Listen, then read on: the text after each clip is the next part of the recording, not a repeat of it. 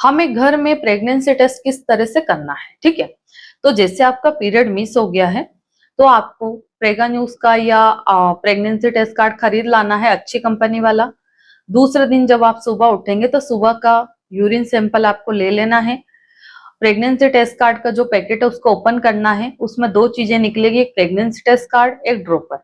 तो उस ड्रॉपर की सहायता से आपको यूरिन लेना है। प्रेगनेंसी टेस्ट कार्ड को सिंपल जगह पे रख देना है, आड़ी तिरछी या ऊंची नीची जगह पे नहीं रखना है। यूरिन डाल के 5 मिनट तक इंतजार करना है।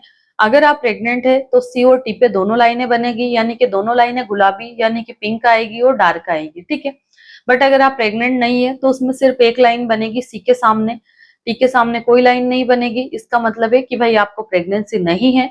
बट अगर बीच का रिजल्ट आ गया, एक लाइन डार्क है दूसरी लाइट है, तो इसका मतलब क्या होता है? तो इसका मतलब ये होता है कि अगर आपने पीरियड मिस होने के जस्ट बाद टेस्ट किया है या पीरियड मिस होने से पहले ही टेस्ट कर लिया, तो इसका मतलब ये होता है कि आपकी प्रेगनेंसी तो है, शुरुआती लक्षण है या शुरुआत हो रही है प्रेगनेंसी के बहुत कम टाइम की, ठीक है।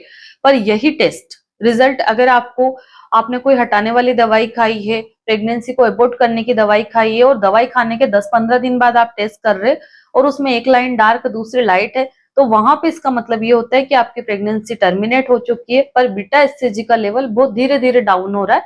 अगर आप एक हफ्ते या 10 दिन के बाद दोबारा टेस्ट करेंगे तो वो क्लियर नेगेटिव आ जाएगा। धन्यवाद।